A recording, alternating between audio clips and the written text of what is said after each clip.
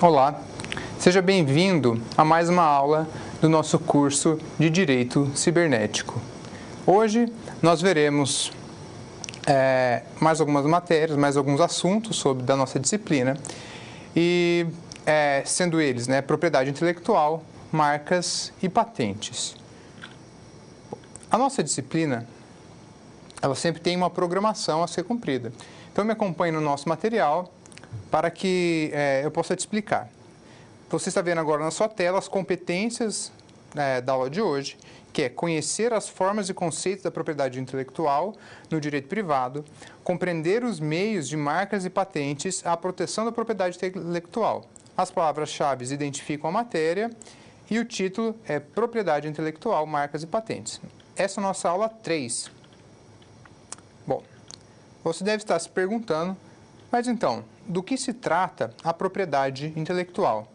A propriedade intelectual se refere aos direitos relacionados às criações musicais, artísticas, literárias, científicas, invenções, entre outras. Esse ramo do direito visa proteger as criações intelectuais que não possuem representação física, ou seja, bens corpóreos. E agora eu peço sua licença para conversar a respeito desse assunto. A propriedade intelectual, ela visa proteger as criações intelectuais, por isso que ela leva esse nome, propriedade intelectual. Porém, muitas vezes, as criações intelectuais, elas não têm uma representação física.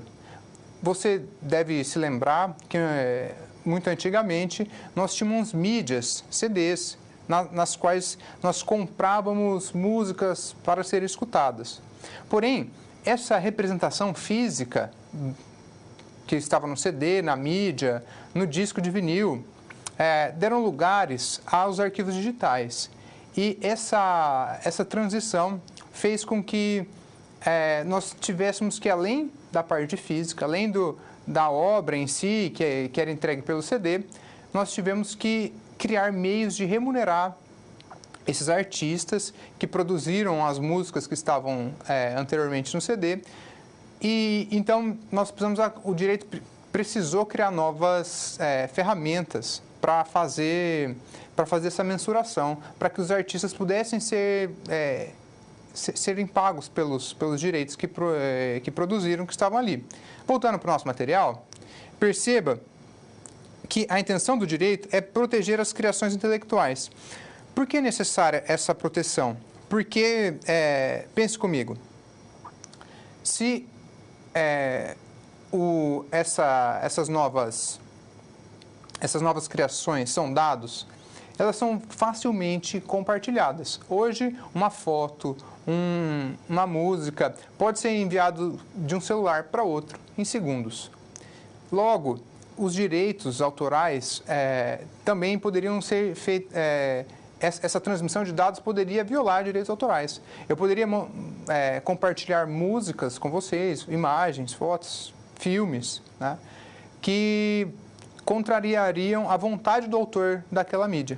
Então, o direito visa estabilizar essa situação, conhecer ela e fixar limites para esse compartilhamento. Vamos ao material? Bom, a propriedade intelectual, ela está presente, primeiro, na nossa Constituição Federal. Sim, é na Constituição Federal que parte a proteção do autor, do inventor dessa obra. Se você acompanhar comigo, no artigo 5º, que você já conhece das outras aulas, no inciso 28, você consegue perceber comigo aqui que são asseguradas nos termos da lei a proteção às participações individuais em obras coletivas e a reprodução de imagem e voz humanas, inclusive nas atividades desportivas. Também o direito de fiscalização do aproveitamento econômico das obras que criarem ou que participarem os criadores, aos intérpretes e às respectivas representações sindicais e associativas. Perceba que já na Constituição nós temos a defesa da propriedade intelectual. Você precisa entender também que a propriedade intelectual ela se divide em direito industrial. O direito industrial seria as criações que servem à indústria, que servem à produção de bens, e o direito autoral seriam as produções que não estão necessariamente ligadas à indústria, mas que decorrem da criatividade também dos seus autores. É importante, então, saber fazer essa distinção. Bom, ainda na Constituição,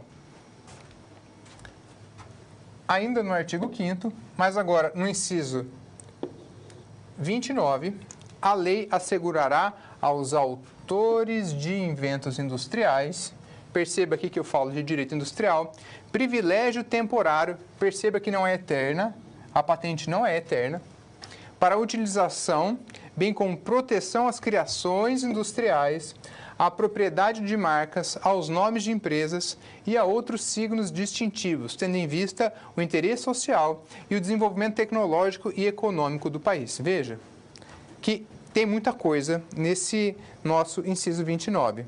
E eu peço para te explicar agora, de uma maneira um pouco mais detalhada. É muito difícil nós lidarmos com artigos, com a letra, nós, o direito, chama a letra fria da lei, a letra dura da lei, para uma pessoa que não tem esse contato. O que tá querendo dizer no nosso inciso 29 do artigo 5º? Primeiramente, que como a Constituição se preocupa em proteger esses direitos, em proteger os direitos industriais. E para exemplificar para você, pense numa marca conhecida, qualquer marca. Agora pense se houvessem duas marcas com esse mesmo nome. Isso geraria uma confusão. E geraria também prejuízo para a empresa detentora da marca. A marca, nós veremos a seguir, ela é uma tentativa de identificar a empresa que produz determinado bem que é consumido pelos seus consumidores. Pense agora, se tivéssemos duas marcas com o mesmo nome, primeiro haveria esse prejuízo e depois que haveria confusão dos consumidores. Isso geraria um malefício para a sociedade. De igual forma, toda sociedade capitalista tende a proteger a propriedade. Toda sociedade que organizada tende a proteger a propriedade porque dessa maneira se permite que as empresas, ou até mesmo os particulares, tenham os seus direitos assegurados. Isso acontece também no campo industrial, principalmente no campo industrial, que é onde estão os maiores volumes de capital. Voltando para o nosso material.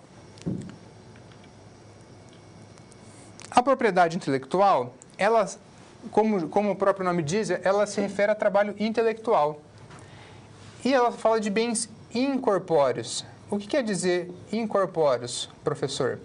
Corpóreos são os bens com representação física. Os bens incorpóreos são os que você não consegue pegar. A ideia, a música, você não consegue pegar ela com a sua mão. Você consegue ouvir ela, mas você não consegue pegar ela. Não existe. Diferente de um celular, de um carro, né? Nós temos também outra classificação, que é de bens móveis. Bens móveis são diferentes de bens imóveis. Bens móveis são carros, casas, celulares, o que pode ser transportado. E por isso, por serem considerados bens móveis, o seu uso pode ser cedido por meio de licença. Além disso, nós precisamos saber que nós temos a Lei da Propriedade Industrial, a Lei 9279 de 96. Bom, essa lei, ela produz e também organiza as maneiras que essa proteção vai acontecer. Nós temos alguns tipos de propriedades intelectuais que são protegidas pela Lei da Propriedade Industrial. A primeira é a invenção, depois temos o modelo de utilidade, ainda o desenho industrial e, por último, a marca.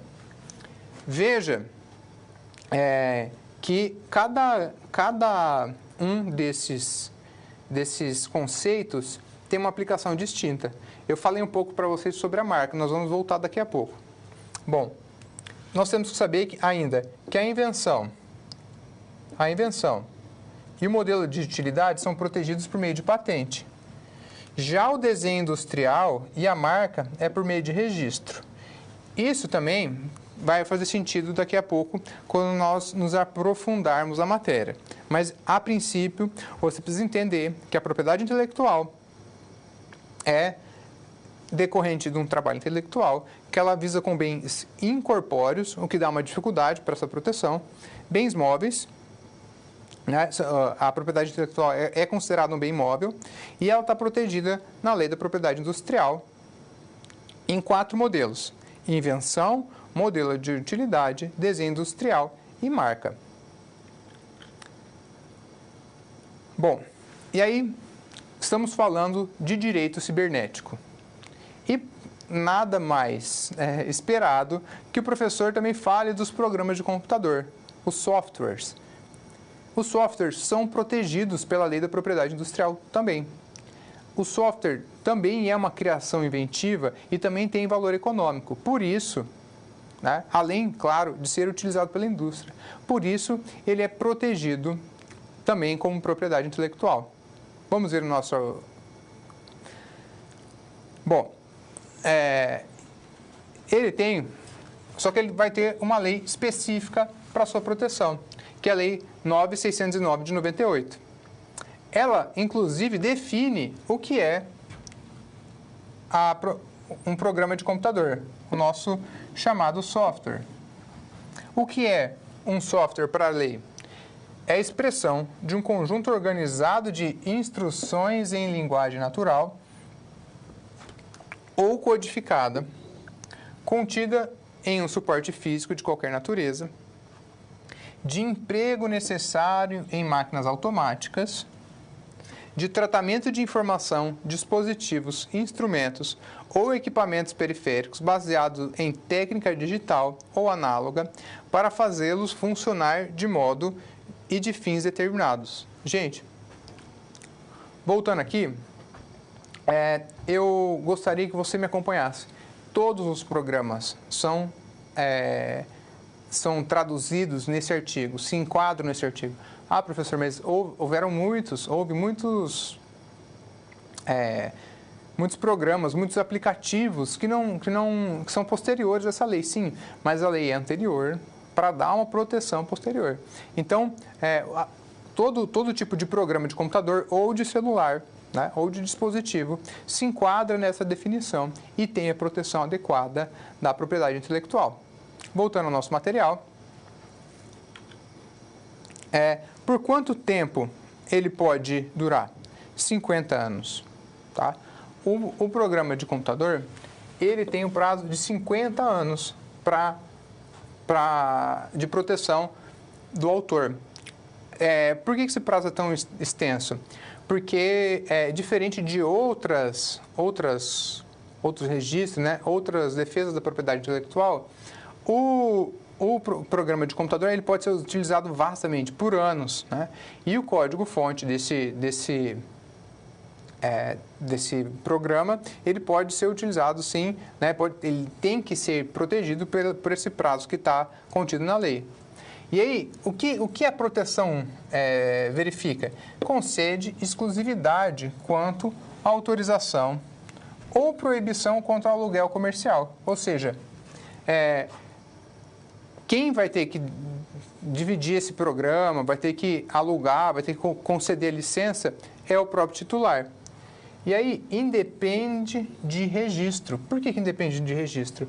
Porque ele pode sim ser registrado no INPI, no Instituto Nacional da Propriedade Intelectual. Porém, ele não depende. Professor, tudo bem, mas se a pessoa não tem o registro, se a pessoa não foi até o órgão competente, que é o INPI, como ela vai comprovar que ela é proprietária do código-fonte? Bom, aí é uma dificuldade.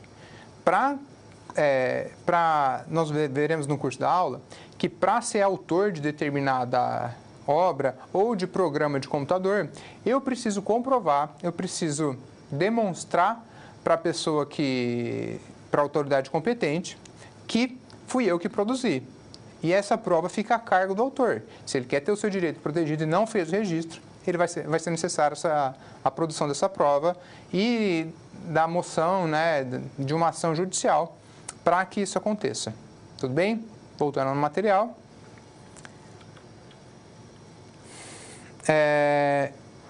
E aí nós temos mais uma situação. Antes de ler esse artigo com vocês, eu gostaria de explicar. Porque pense na seguinte situação: você é um exímio programador, você desenvolve excelentes softwares e em determinado emprego seu, você desenvolve um software muito valioso enquanto trabalha numa empresa. Esse software vai ser de sua autoria?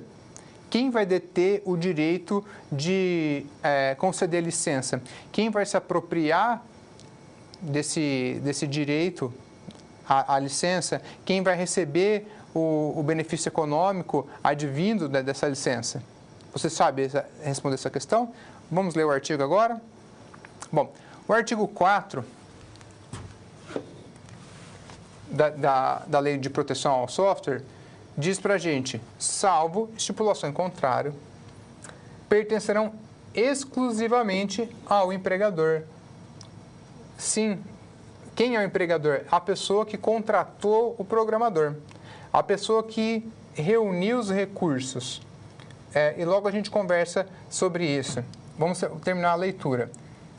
O empregador, contratante de serviços ou órgão público, os direitos relativos ao programa de computador desenvolvido e elaborado durante a vigência do contrato ou de vínculo estatutário, expressamente destinado à pesquisa e desenvolvimento, ou em que a atividade do empregado, contratado de serviço ou servidor que seja prevista, ou ainda que decorra da própria natureza dos encargos concernentes a esses vínculos.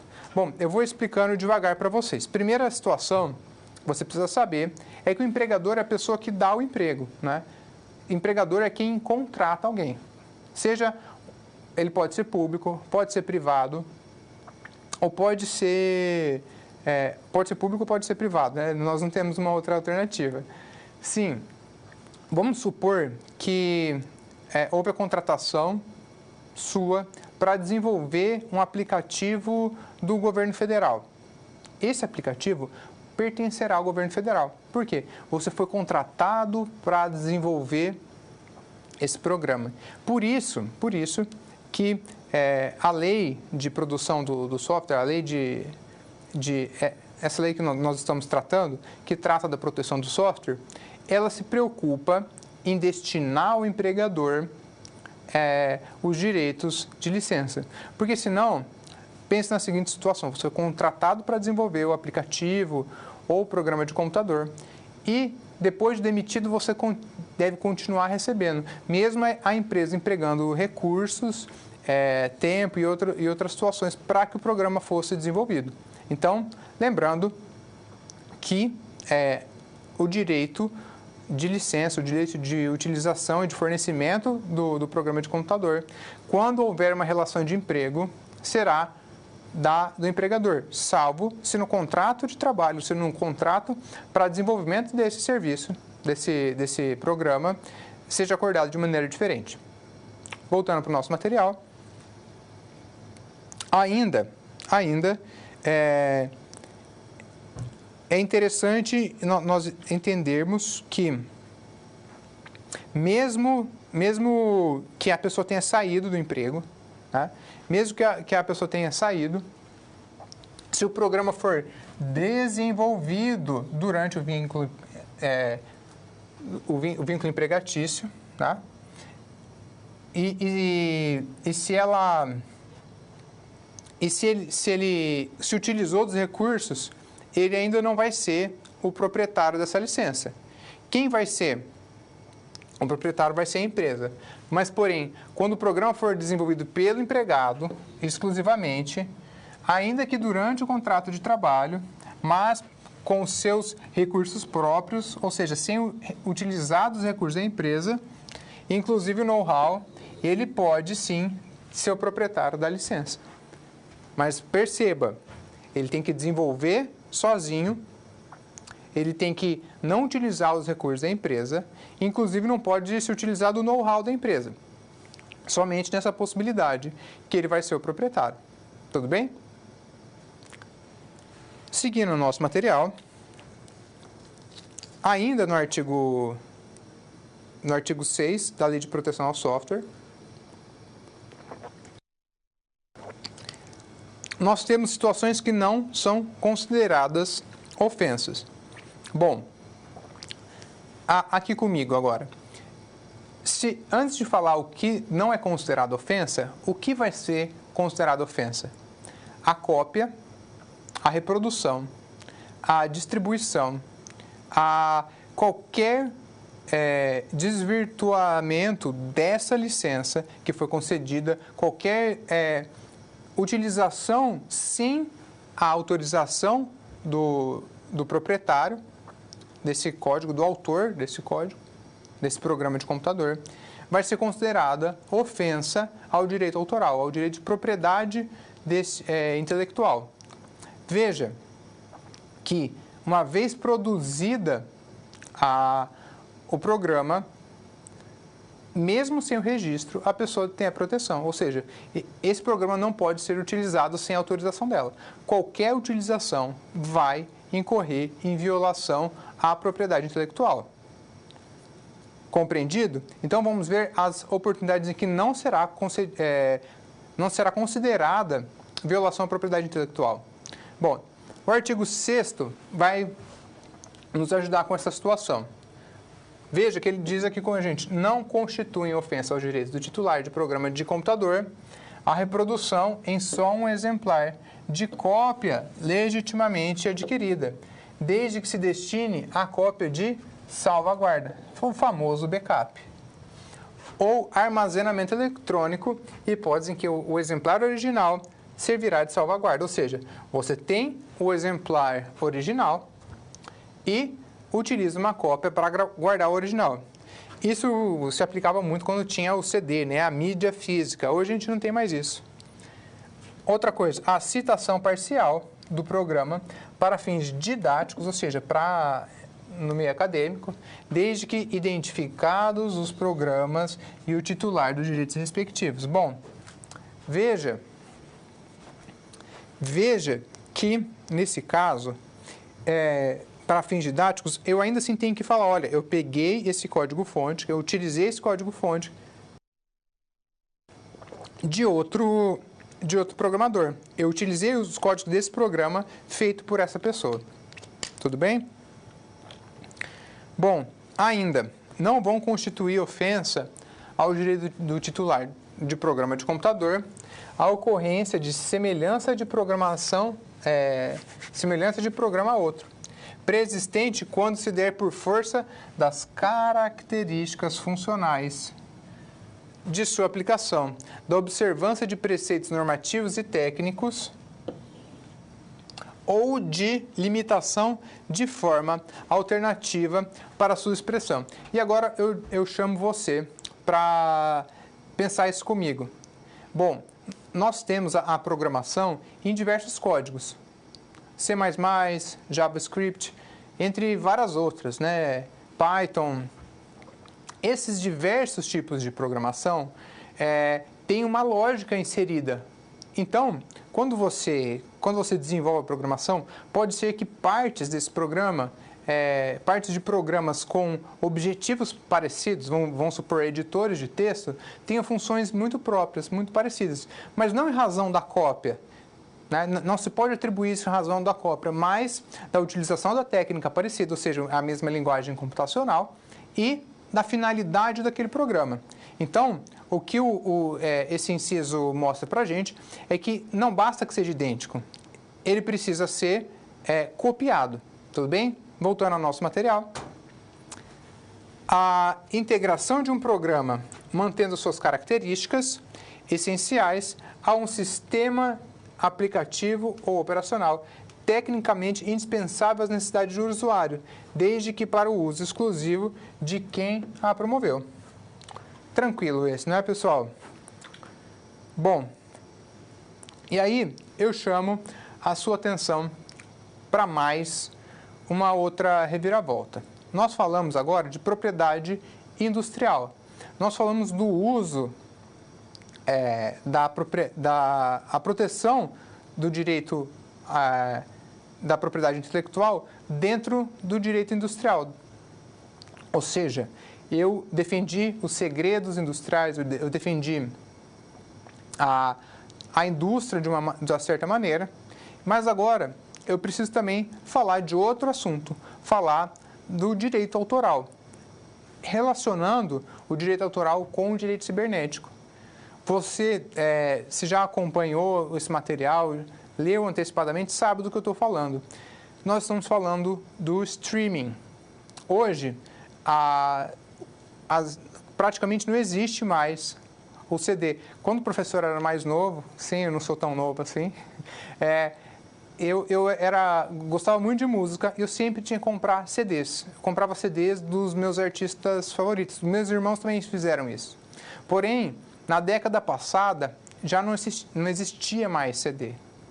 Os CDs foram extintos e esse processo de extinção do CD criou o streaming. O CD foi substituído pelo DVD, até que não existe mais mídia física. Praticamente todas as mídias que são reproduzidas partem da internet, parte do streaming. Isso criou uma grande dificuldade. Qual é a dificuldade? De remunerar o autor daqueles direitos autorais. Pense, você quer escutar uma música no seu celular. Hoje você tem várias plataformas que te permitem fazer isso. Você pode usar o YouTube, você pode usar o Spotify, você tem Deezer, entre vários outros. Mas o autor está sendo remunerado? Foi sempre assim? Não, não foi. Nós tivemos um longo caminho.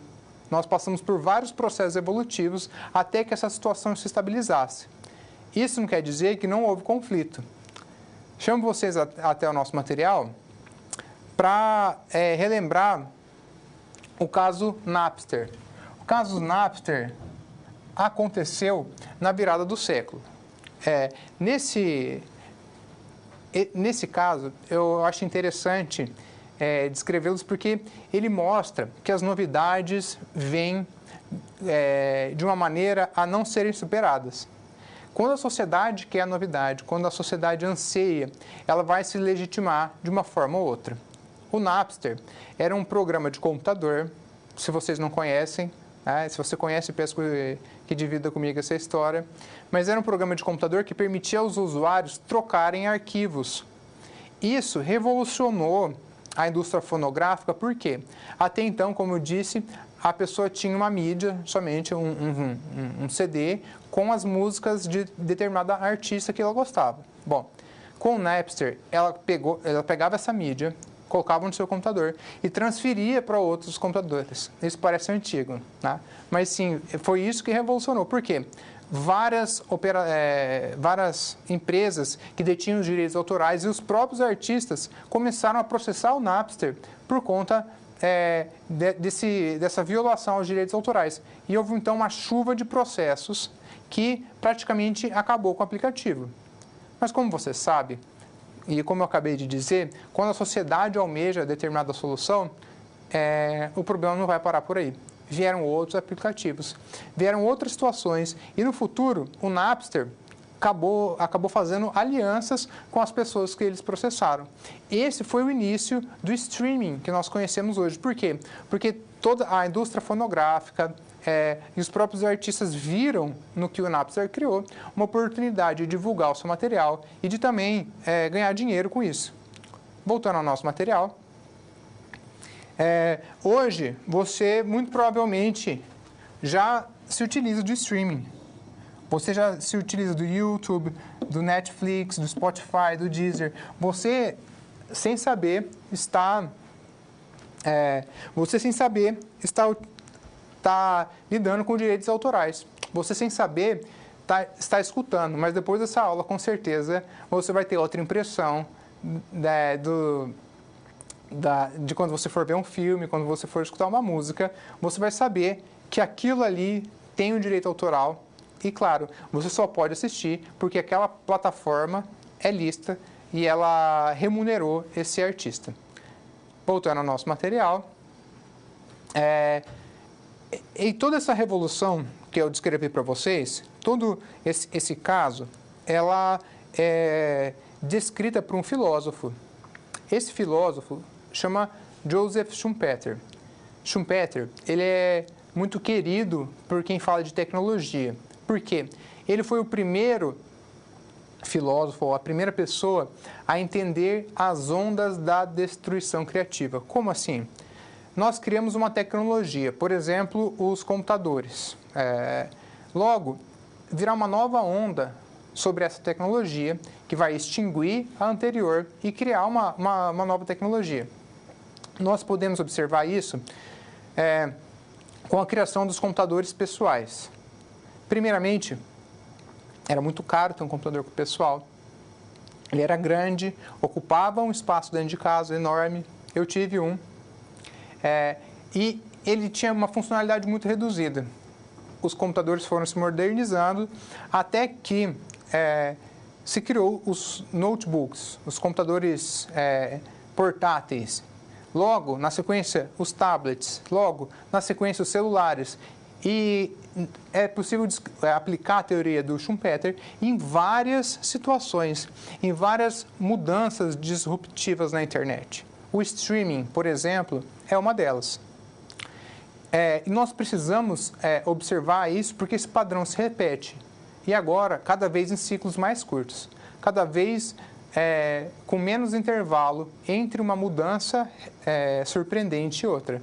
E você que se dedica a estudar o direito digital, o direito cibernético, tem que estar a par de todas elas.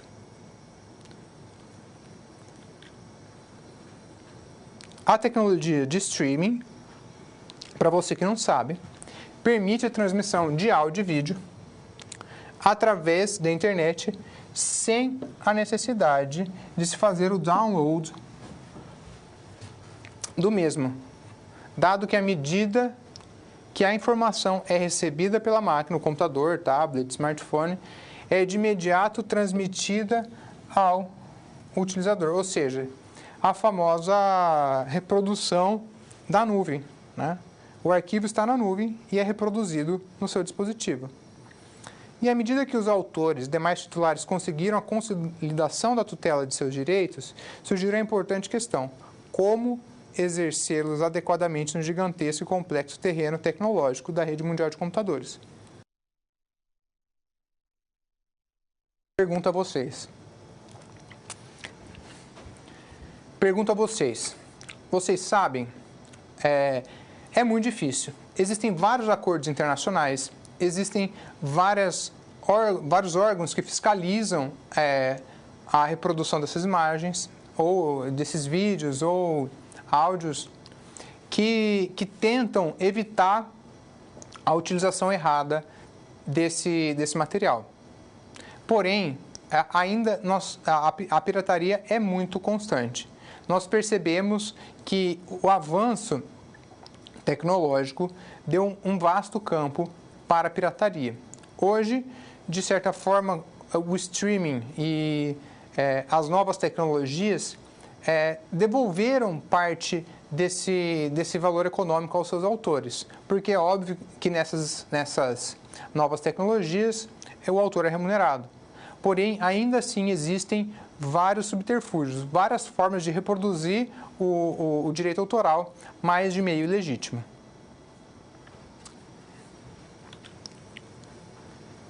Bom,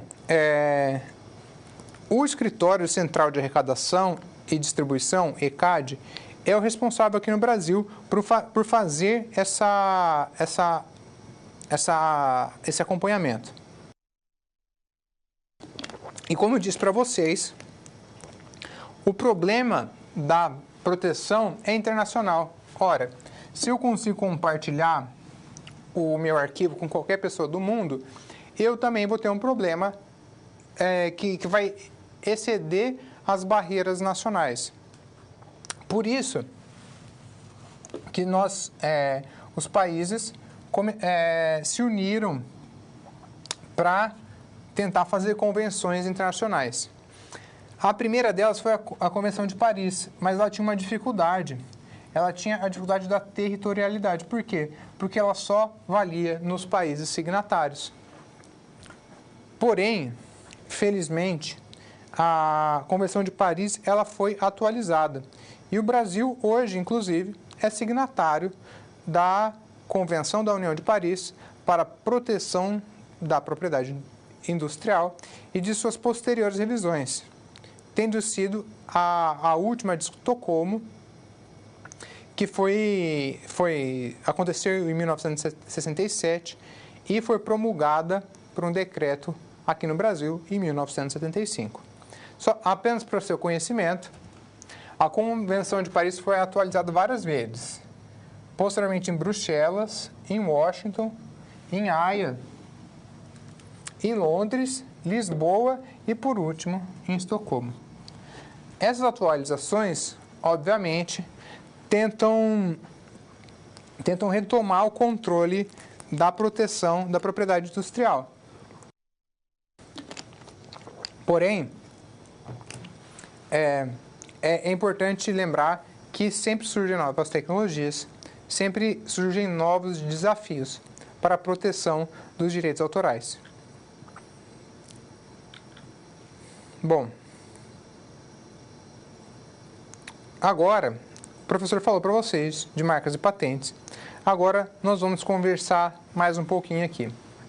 Marcas e patentes são outra forma de proteger o direito industrial, só que de maneira diferente. O direito autoral, que está no streaming, ele é um direito personalíssimo da pessoa que produziu uma obra mais íntima, artística. A marca e patente tem outra destinação. Vamos descobrir qual é? Bom, primeiramente, a gente precisa estudar a proteção da propriedade intelectual. Ela demanda alguns assuntos. Primeiro, o que é marca, o que é patente e o que é modelo de utilidade. A marca é o elemento visual que consegue identificar.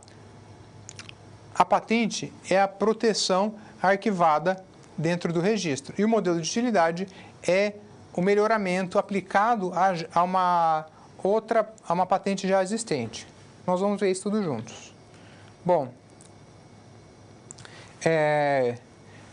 a Lei 9279, que nós já vimos, ela traz a garantia ao autor, seja de invenção ou de modelo de utilidade, ela traz essa prerrogativa de que será assegurado o direito de obter a patente.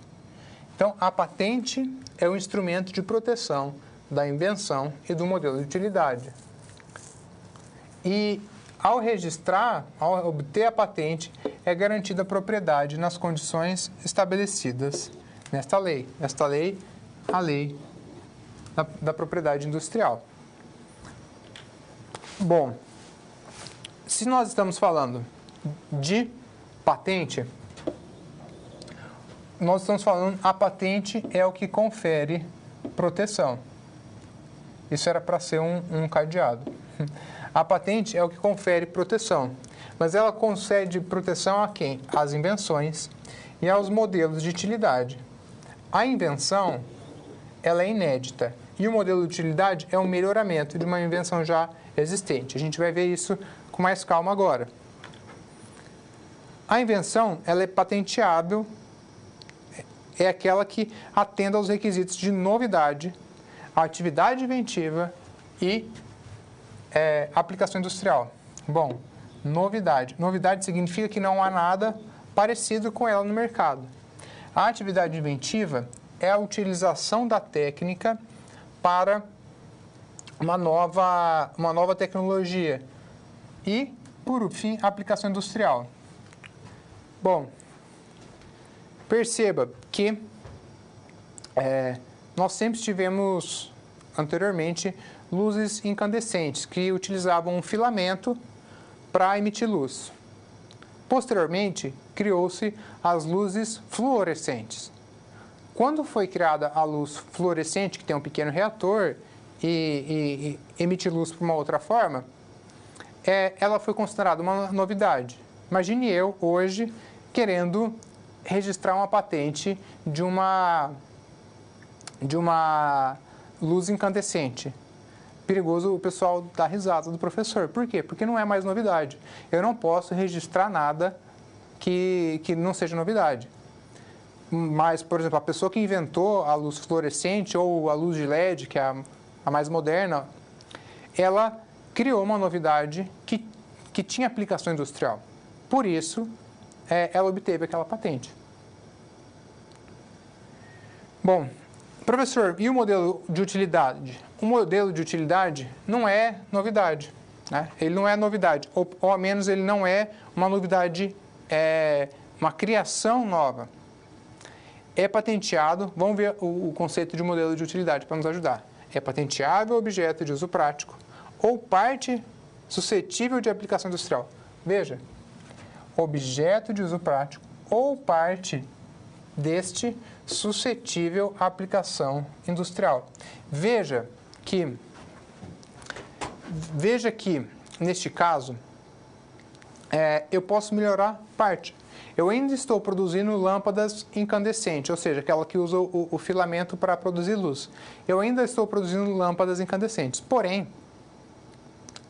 eu mudei esse filamento.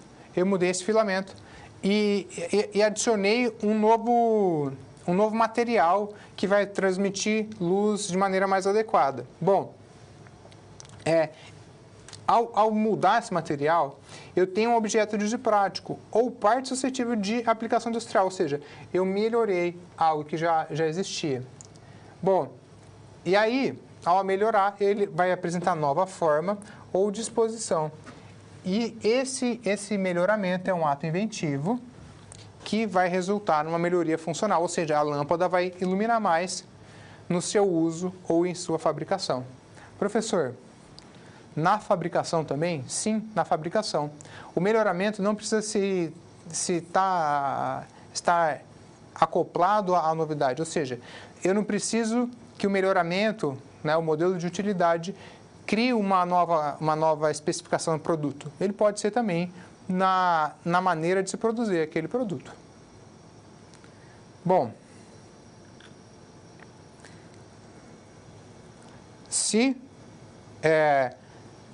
voltando, né? Se eu tiver uma invenção, eu vou precisar de novidade, eu vou precisar de atividade inventiva e de aplicação industrial. E nisso eu vou ter a patente da invenção.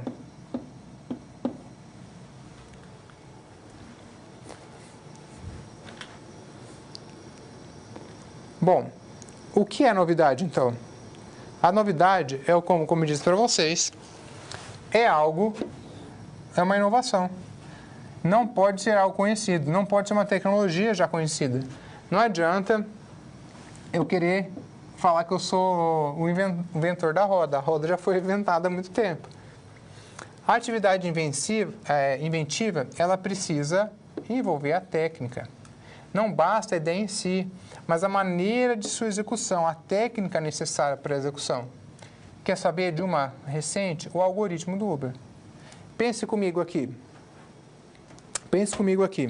Bom, você teve a mesma ideia que o pessoal da Uber de levar passageiros de um lugar para o outro. Porém, você só teve essa ideia. Falou, nossa, eu poderia criar um aplicativo de mobilidade urbana.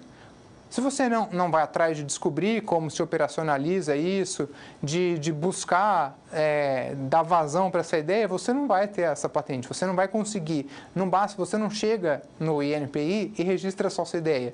Você precisa executar ela. E é isso é disso que fala a técnica.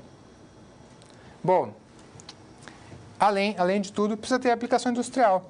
Eu preciso produzir bens, eu preciso levar isso de maneira que eu tenha um mercado de consumidor, né? Do resultado da invenção ou do modelo de utilidade. Deve haver um produto, deve haver algo aproveitável pela indústria. Bom, e aí, agora que nós sabemos o que é modelo de utilidade, o que não pode ser utilizado como invenção ou modelo de utilidade? Isso vai estar no nosso artigo 10 da Lei da Propriedade Industrial. Bom, não se considera invenção nem modelo de utilidade o quê? Primeiro, as descobertas, teorias científicas e métodos matemáticos, tá? Não se considera, professor? Não. O que mais? Concepções puramente abstratas. Lembra da ideia do aplicativo? Não pode ser abstrato, tem que ser concreto. Esquemas, planos, princípios ou métodos comerciais. Criei um método que vende mais. Hoje tem muita gente que fala isso, né? Nossa, eu vou fazer você ficar rico em 10 dias e está aqui o meu método. Né? A mesma coisa, esse método não pode ser contábil, financeiro, educativo, publicitário, de sorteio ou de fiscalização. Bom, as obras literárias também, né? Arquitetônicas, artísticas e científicas. Isso daqui, gente, é direito autoral, tá? Nós estamos falando de patentes. Programa de computador em si também não pode ser considerado propriedade industrial.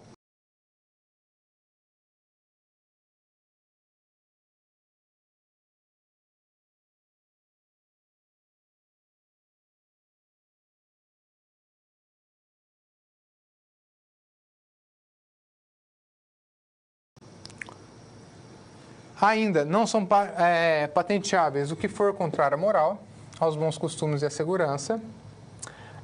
Também as substâncias, matérias, misturas, elementos e produtos de qualquer espécie. Pensa, alguém patentear o aço, né? Bem como a modificação de suas propriedades físico-químicas e os respectivos processos de obtenção ou de modificação quando resultantes da transformação do núcleo atômico. E, por fim, todo em parte seres vivos, exceto os micro-organismos transgênicos, que atendam aos 3 requisitos de patenteabilidade: novidade, atividade inventiva e aplicação industrial.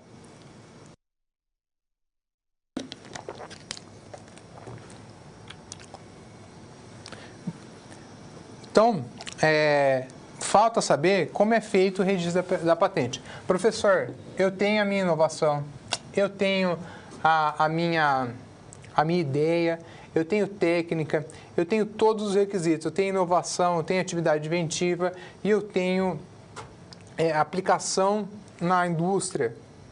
Como eu faço meu registro? Bom, você tem que primeiro direcionar o seu pedido ao INPI, tá? Famoso INPI. E você tem que apresentar o quê? Né? Primeiro você tem que fazer o requerimento. Já ouvi dizer que quem não chora não mama? Você tem que fazer o seu requerimento. Você tem que fazer um relatório descritivo de acordo com a técnica. Você tem que solicitar o que você quer registrar. Você tem que acrescentar desenho, se for o caso. Tem que apresentar um resumo e, por fim, um comprovante de pagamento de guia. Sim, você tem que pagar, tem. E não é barato, pessoal. Bom, e aí, o prazo, tá, da patente, lembra que o programa de computador era 50 anos? Para invenções é o prazo de 20 anos, mas ele pode ser reduzido, tá? A depender da circunstância, ele pode ser reduzido, mas ele vai ter sempre no mínimo 10 anos. Já a patente, tá, de modelo de utilidade, ela tem um prazo máximo de 15 anos, porque o modelo de utilidade ele não é uma novidade tão intensa assim, né? Mas, no mínimo, ele vai ter lá seus 7 anos e meio. Bom, e aí, pergunto a vocês, é patenteável o modelo de utilidade, o objeto de uso prático, ou a parte desse, suscetível de aplicação industrial, que apresente o quê? Uma nova forma ou disposição, envolvendo ato inventivo que resulte em melhoria funcional no seu uso ou em sua fabricação. Veja que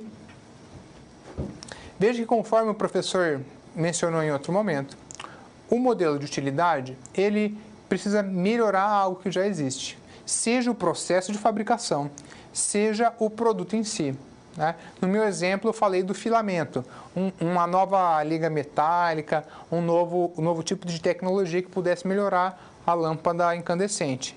Mas poderia ser qualquer outra coisa. Poderia ser um novo componente de celular, uma nova lente para câmera, enfim, tudo isso pode ser patenteável. Bom, agora é interessante falarmos sobre as marcas. Veja na imagem que o professor trouxe aqui, nós temos várias marcas, muitas marcas, infinitas marcas. Pensa, se cada empresa do produto criar um logotipo, se cada empresa que nós conhecemos criar uma identidade visual, nós teremos infinitas maneiras de fazer isso. Os cursos de design e desenvolvimento de marcas se afloraram mundo afora e hoje pequenas empresas, pequenos comércios já investem em identidade visual. O meu escritório de advocacia, por exemplo, tem uma identidade visual. Amigos meus também, advogados, têm padarias, comércios super pequenos desenvolveram a identidade visual que antes só pertencia a grandes conglomerados. Então, as marcas, precisam ser, antes da gente falar sobre marca, nós precisamos saber o que é. A Lei da Propriedade Industrial, no seu artigo 122, diz para nós que são suscetíveis de registro como marca os sinais distintivos visualmente perceptíveis não compreendidos nas proibições legais. Tá. Sinais distintivos visualmente perceptíveis. Veja agora que, se eu fizer algo parecido assim, isso daqui é uma marca já, né? Você conhece. E tem a concorrente dessa, que é algo parecido com isso. Veja, é isso que é um sinal distintivo visualmente perceptível. E perceba aqui que o artigo 122, ele já dá para a gente a nossa resposta. Quando eu estou falando de marca, eu vou fazer o registro, não é mais patente. A marca se registra, tá? Não esqueça que a marca se registra. E qual que é a finalidade? Qual que é a finalidade da marca? Identificar determinado produto ou seu serviço do empresário para distingui-lo dos demais. Ou seja, a identidade visual, que o professor acabou de dizer, é como a empresa se apresenta, como a empresa quer ser vista.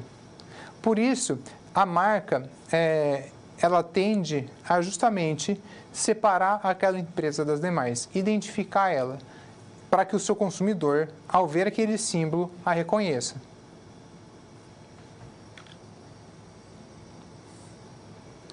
A marca de produto ou serviço é aquela usada como distinção, para distinguir o produto ou serviço de outro idêntico, semelhante ou afim de origem diversa.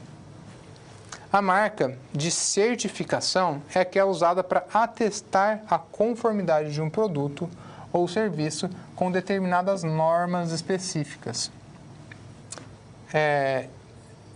Normas ou especificações técnicas, notadamente quanto à qualidade, à natureza e ao material utilizado e à metodologia empregada. Bom, a marca de certificação, ela se tornou mais comum atualmente, porque um exemplo muito claro são os produtores orgânicos. Há vários, para se produzir um produto orgânico é mais caro e é necessário uma técnica mais apurada.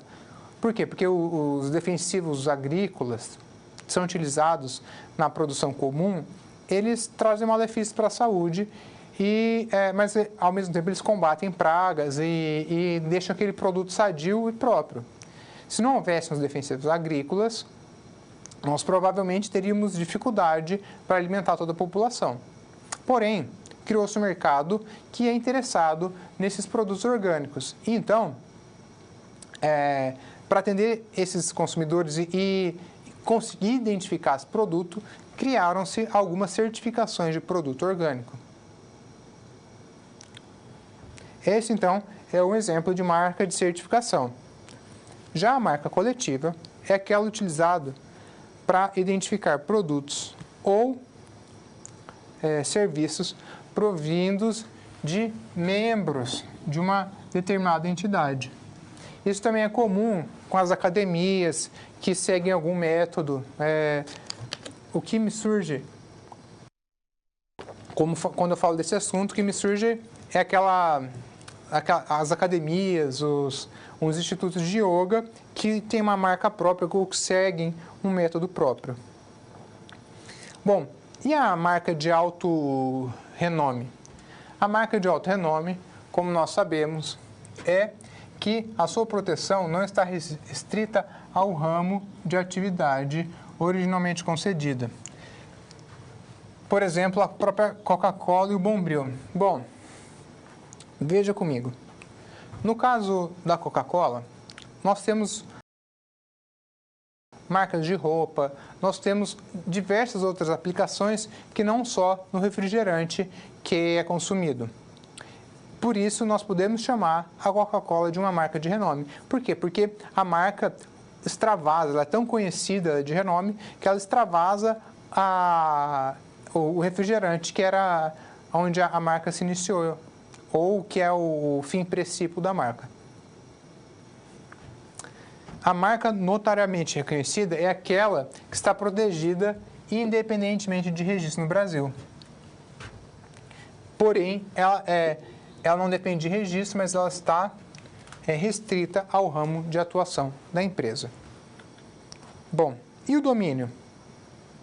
O domínio, ele também é registrado, mas o que é o domínio? Trata-se de atribuição dos nomes para os sítios eletrônicos. Sítios eletrônicos é o jeito brasileiro de se dizer site, tá? Em razão do potencial conflito com as marcas já registradas e com os nomes de figuras públicas, como as pessoas que são famosas na mídia. Usualmente, os computadores faziam uso de um mesmo processo de comunicação, chamado TCP/IP, né? Ou endereço de IP. Bom, nós criamos, então, um sistema alfabético para identificar. Isso permite que nós, estávamos falando da Coca-Cola, escrevemos coca-cola.com.br. Esse é o domínio. Essa frase, ou essa sequência alfabética é o que permite que nós acessemos o site de determinada empresa. Vamos seguir com o nosso material? Bom, ao invés de usar os complexos números do TCP/IP, o que nós fazemos é justamente essa sequência alfabética. E o domínio corresponde ao registro desse endereço, ou seja, dessa sequência de letras, no registro competente, tá? O domínio é o que nós vamos levar a conhecimento da autoridade pública para fazer o registro. E onde nós conseguimos fazer isso? Bom, no Brasil, os registros de domínio são feitos no site registro.br. Ele é o departamento do Núcleo de Informação e Coordenação do .br, né? O NIC-BR, né? Ou NIC-BR, responsável pelas atividades de registro e manutenção dos nomes dos domínios que usam o BR, tá? Por sua vez, o NCBR foi criado para implementar as decisões e os projetos do Comitê Gestor de Internet no Brasil,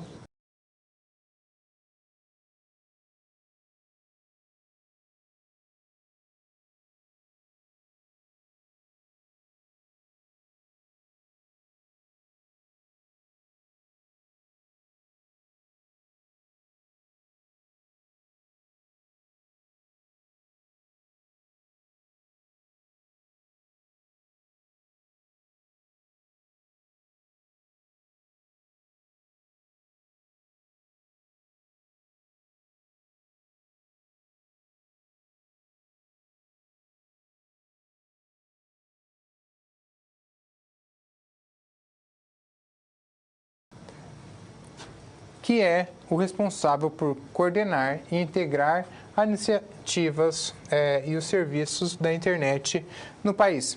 Bom, veja bem, a questão do domínio hoje está um pouco mais tranquila.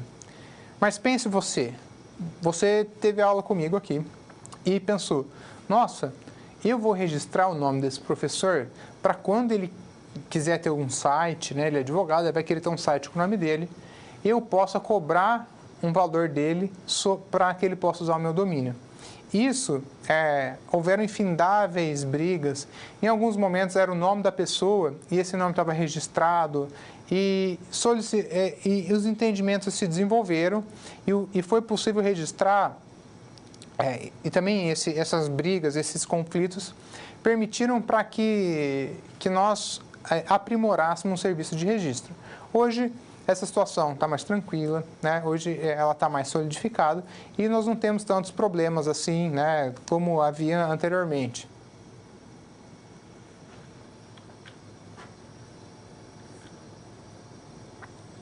Bom, caminhando para o fim, como nós já dissemos anteriormente,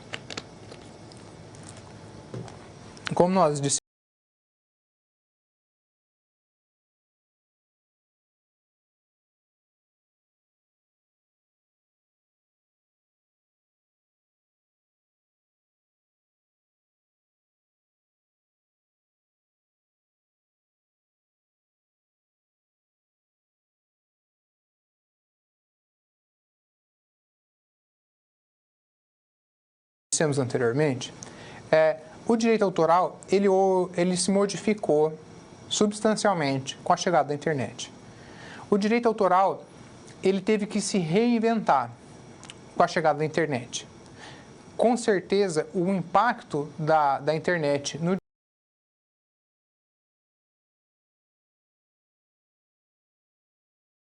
direito autoral foi maior do que na propriedade industrial.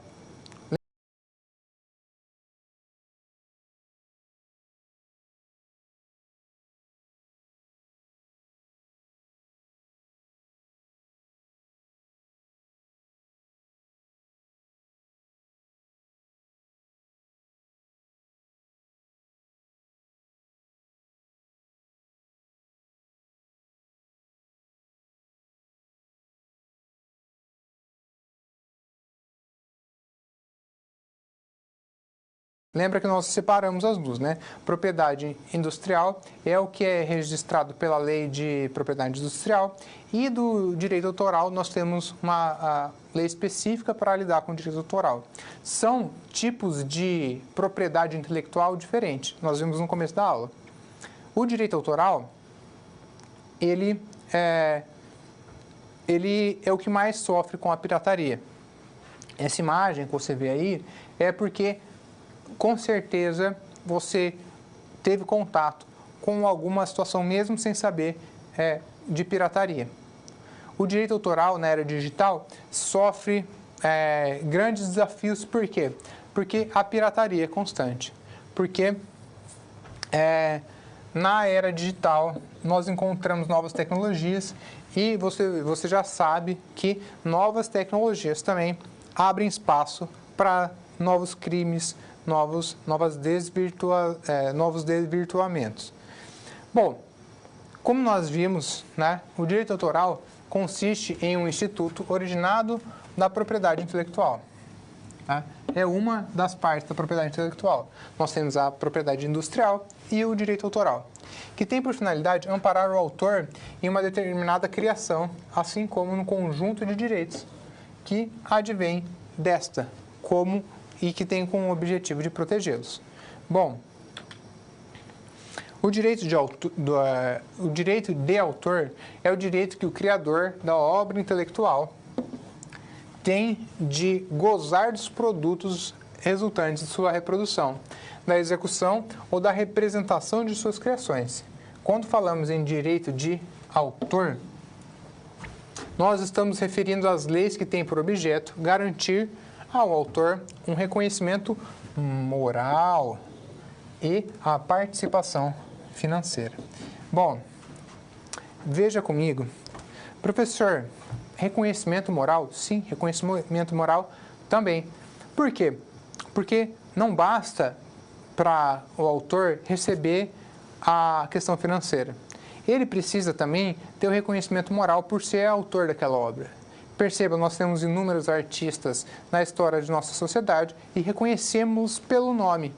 Shakespeare, Da Vinci, vários outros artistas se eternizaram por meio de suas obras. Então, o reconhecimento moral visa justamente reconhecer esse artista pela obra feita.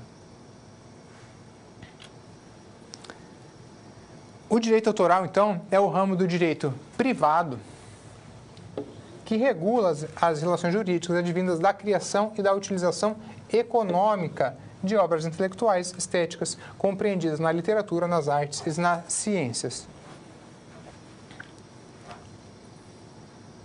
O direito autoral, ele traz alguns desafios, né? Principalmente para dizer de sua natureza jurídica, né? A natureza e a identificação dentro do direito. O direito autoral, de uma maneira mais simples, ele compreende algo proveniente do intelecto e, ao mesmo tempo, da personalidade, honra, quanto à sua repercussão. Sua personalidade, honra, nome e imagem. E também possui um aspecto econômico, o que aquele direito autoral resulta. Portanto, patrimonial no sentido de constituir em uma propriedade. Pense,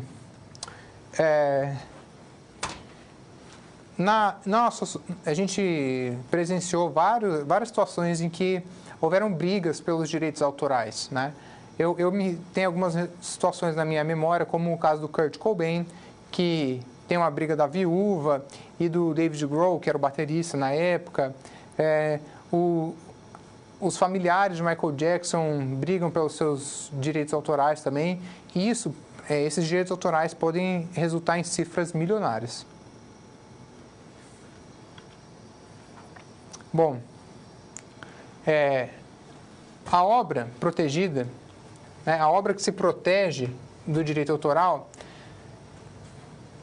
envolve as criações do espírito, né?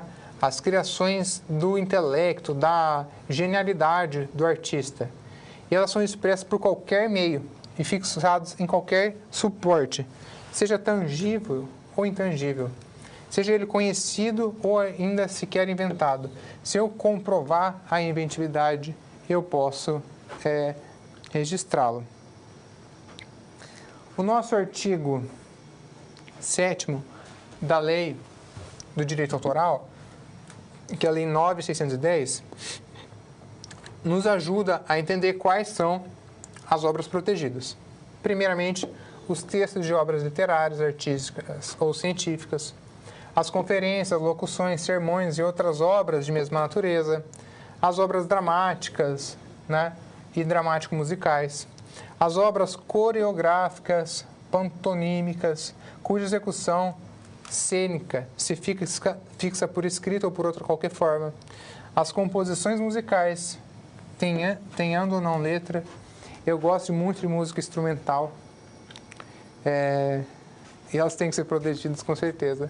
As obras audiovisuais, sonorizadas ou não, né, os filmes, inclusive as cinematográficas, as obras fotográficas e as produzidas por qualquer processo análogo da fotografia, as obras de desenho, pintura, gravura, escultura, litografia e arte cinética, as ilustrações, cartas geográficas e outras obras de mesma natureza, todos os projetos, esboços, plásticas concernentes à geografia, à engenharia, topografia, arquitetura, paisagismo, cenografia e ciência.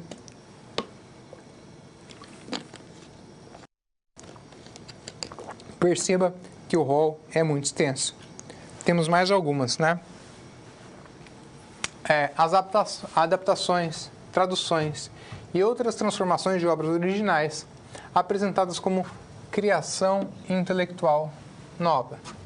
Nós temos aqui os programas de computador. Nossa, professor, programa de computador é direito autoral? Sim. O programa de computador está previsto no direito brasileiro como direito autoral e não como propriedade industrial. Veja, né? Essa é uma novidade, com certeza. Por fim, as coletâneas, composições, antologias, enciclopédias, dicionários, bases de dados e várias outras. Bom, agora que nós conhecemos sobre as diversas hipóteses de direito autoral, nós precisamos entender que esse direito ele pode ser objeto de cessão. Ele pode ser objeto de cessão, mas com muito cuidado, porque nós vimos que temos duas partes, uma parte econômica e uma parte moral. Diferentemente da propriedade industrial, nós temos uma parte moral relacionada ao criador da obra. Veja você que todas essas possibilidades de registro, né, de reconhecimento do direito autoral, eles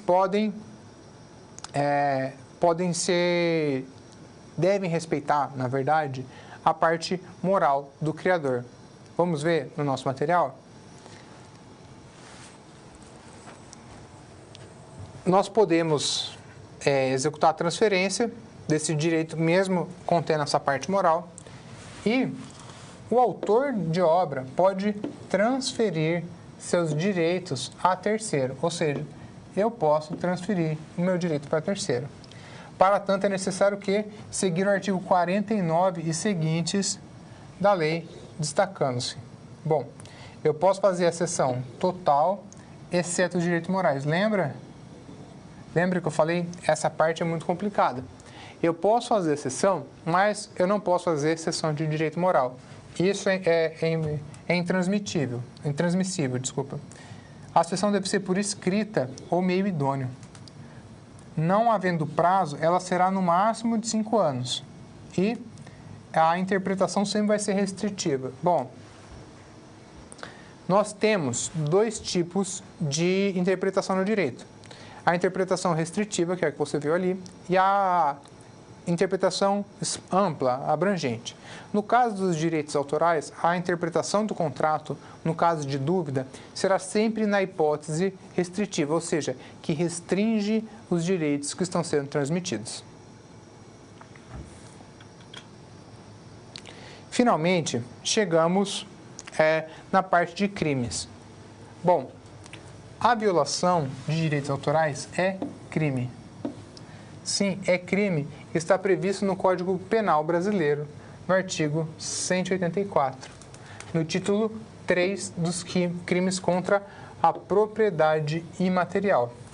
E sua pena pode constituir de detenção a 3 meses e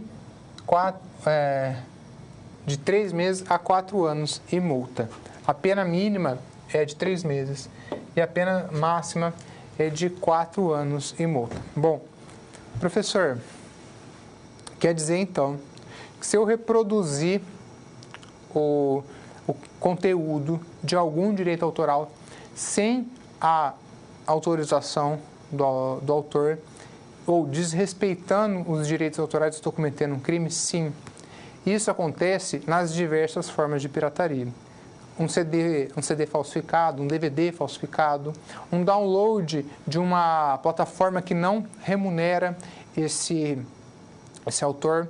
Veja que os crimes são praticados, os crimes estão previstos no Código Penal. E ainda assim, há uma grande falta de consciência. A pirataria ocorre em diversas formas.